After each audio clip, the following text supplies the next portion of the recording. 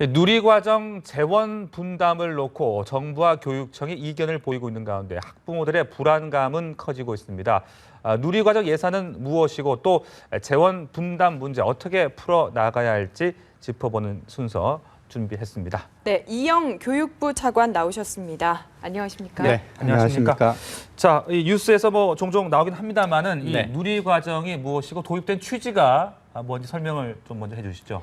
네, 누리과정이라고 하는 것은 만 3에서 5세 어린이에 대해서 지금 현재는 어린이집과 유치원으로 그게 두 개로 분절돼 있습니다. 그래서 네. 이 두 부분에 있는 보육, 교육 과정을 하나로 통합한 과정을 우리가 이제 누리과정이라고 부르고요. 누리과정이라는 것이 도입된 이유는 그 만 3세에서 5세 요 나이에 배우는 교육이라는 것이 굉장히 중요합니다. 우리가 그 교육의 중요성을 간과하기 쉬운데 그때 네.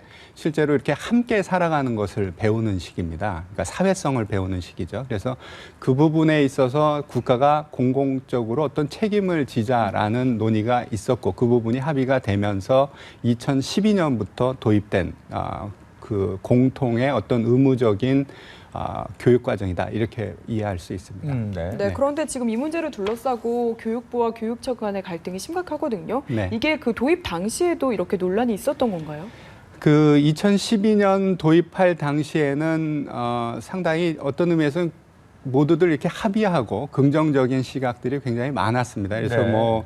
2012년 여러 교육감님들의 신년사를 보면 상당히 환영한다는 신년사가 꽤 많았고요. 네. 그리고 그 당시에 전체적으로 맨 처음에는 만 5세에 대해서만 도입을 했었습니다. 그래서 그때 상당히 사회적으로도 이 반응이 좋았고요. 그래서 그런 부분들이 됐었고 그 이후에 이제 만 5세에서 3세, 4세 이렇게 네. 확대가 되면서 네. 그리고 또 하나 이유가 됐던 거는 그 이후에 좀 재정적으로 전체적으로 이게 원하는 만큼 크게 빠르게 확대되지는 못했습니다. 그 네. 부분이 우리나라의 경우에 이 초중등 이 누리과정을 포함한 초중등 의무교육 단계에 있어서의 재원을 어떻게 마련을 하냐면 내국세의 일정 비율을 일단 뚝 띄어서 그것을 교육청에 보내서 그것을 이러한 의무교육 쪽에 사용할 수 있도록 하고 있습니다. 근데 네. 불행히도 2013, 14, 15 요때 오면서 전체적으로 경기 부분 때문에 어떤 세수가 조금 작아진 부분들이 있습니다. 그러니까 생각만큼 빨리 늘지 못한 부분이 있어서 네. 재원에 있어서의 좀 문제들이 발생한 부분들이 있다 이렇게 말씀드리겠습니다. 그렇다면 재원 분담이 어떻게 이루어져 왔던 겁니까? 2012년 당시에는 전액을 전부 지방교육 재정교부금이라는 데에서 담당을 했었고요. 네. 2013, 14에 있어서는 3세, 4세 확대하면서 일부 국고가 책임지고 나머지는 지방교육 교부금으로 갔고 네네. 그다음에 올해의 경우에는 다시 전체적으로 지방교육 재정교부금으로 전체가 맡아져 있습니다. 그리고 내년도 마찬가지고요. 그래서 어떤 의미에서 그 사이에 지방교육 재정교부금이 조금씩 더 분담을 하도록 하기 위해서 순차적으로 늘려가면서 그런 모양들을 가져왔습니다. 2012년부터. 네. 네. 그런데 교육청에서는요, 이 예산을 좀 교육청 몫으로 떠넘기고 있다 이렇게 주장을 하고 있거든요. 이게 좀 네. 사실과 맞는 얘기인가요?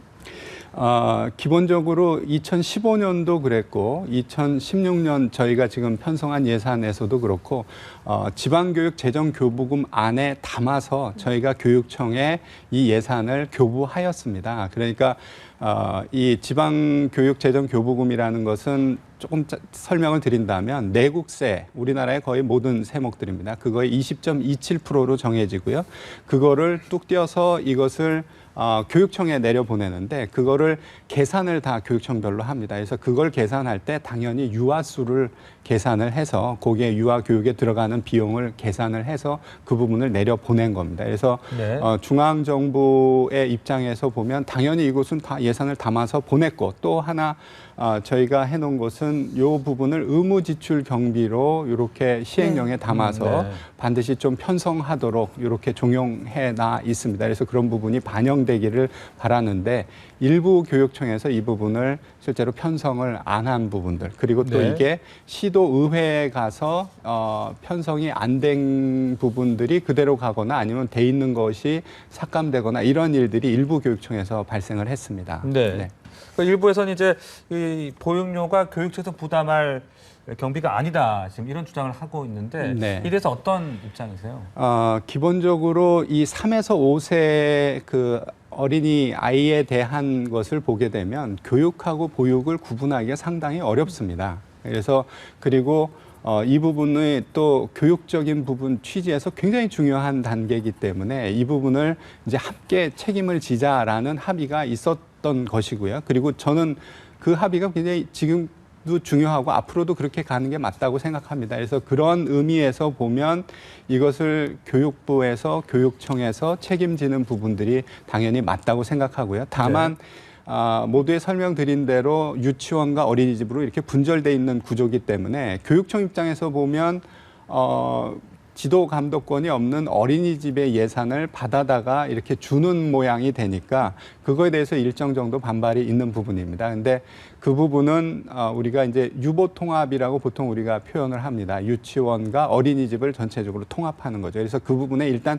재정을 통합했다고 보시면 되고 이후에 이러한 지도 감독권이나 기관이나 이런 부분들을 연차적으로 통합을 하고자 합니다. 그래서 그 부분이 조금 더 가시화되고 그 부분이 제도적으로 같이 통합이 된다면 그러한 교육청이 생각할 때 이거는 내 일이 아닌데 교육청의 예산을 왜 거기다 써야 되느냐 이러한 부분에 대한 어떤 그 오해는 좀 해소될 수 있을 것이라고 생각합니다. 네.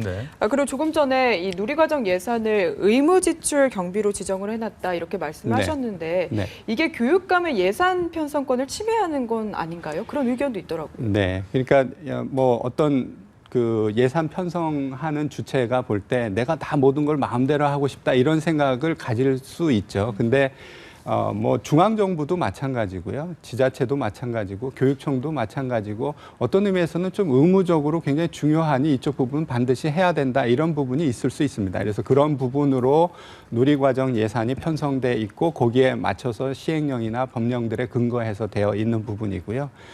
그리고 전체 누리과정 예산이 약 4조 정도 됩니다. 그리고 교육청에서 편성하는 예산이 60조 원 정도 되거든요. 2016년의 경우에. 그래서 이 4조 원이 의무 지출로 돼 있기 때문에 이것 때문에 예산 편성권이 안 된다 이런 얘기는 조금은 과도한 주장이고요. 그러니까 중앙정부 입장에서도 보면 뭐냐면 전체 예산의 한 40% 정도가 의무 지출입니다. 그냥 교육청에 내려보내야 되고 지자체에 내려보내야 되고 이렇게 정해져 있거든요.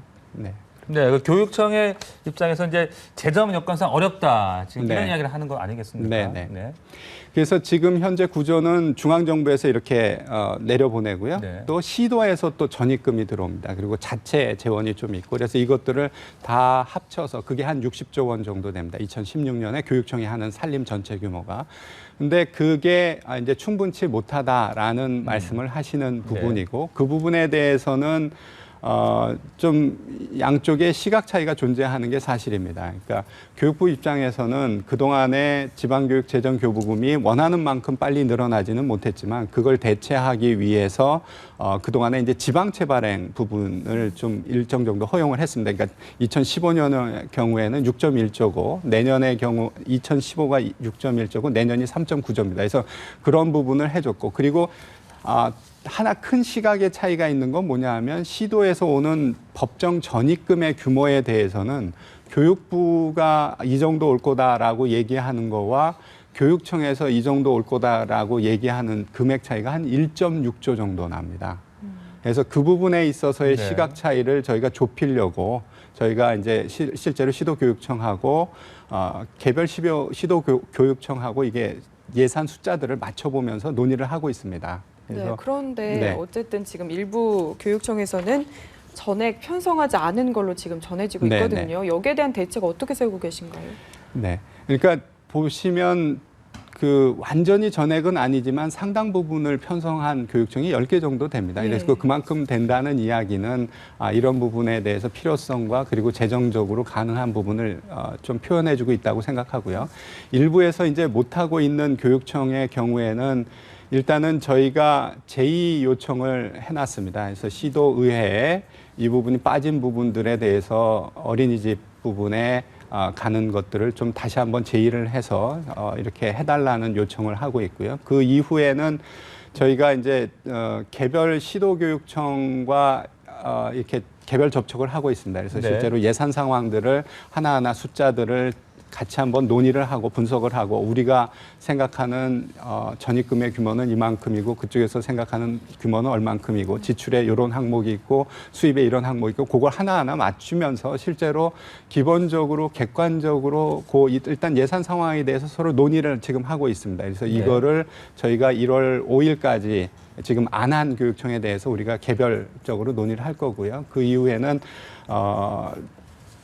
교육부도 일정 정도 뭐 좀 희생하는 모습을 보여야 되겠죠. 그러니까 우리가 다른 데서 좀 예산을 줄여서 이런 부분들의 누리과정을 위해서 이런 부분을 하고 그리고 이미 국회에서 여야 합의로 3천억 목적 예비비가 돼 있습니다. 그래서 그 부분 하고요. 그 다음에 또 작년에 그 특별교부금이라고 하는 부분 중에 재해에 대비하는 부분 중에 결국 재해가 안 일어나면 그건 뭐 다양한 일이죠. 그러면 그거를 우리가 교육청별로 성과 평가를 해서 그거를 이렇게 배분을 해줍니다. 그래서 그게 또 1,100억 정도가 남아 있습니다. 그리고 저희가 일반적인 또 특교가 좀 있고요. 그래서 그런 부분들을 누리과정 편성이 보다 좀 가능해지는 그러한 방향으로 논의를 하면서 이렇게 하려고 합니다. 네, 어떻게든 좀 잘 조율을 해보겠다. 네, 그렇습니다. 것 같은데. 네.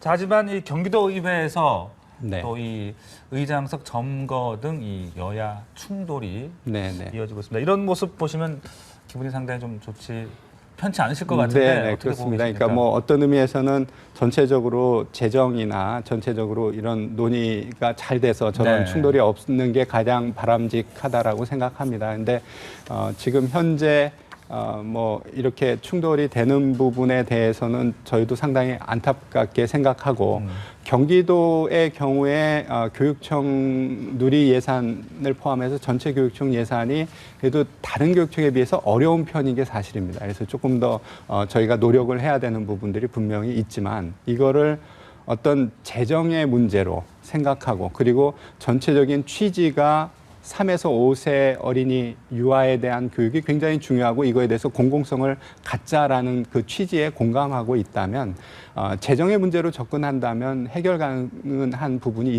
있다고 생각을 합니다. 그래서 저희가 경기도하고도 지속적으로 논의하고 그래서 실제로 1월 말 전에 문제를 해결을 해야 됩니다. 그래서 1월 초에 열심히 좀 개별 접촉도 하고 해결 방안들을 진지하게 논의를 해서 보육 대란이 일어나지 않도록 방지하도록 최선의 노력을 하겠습니다. 네.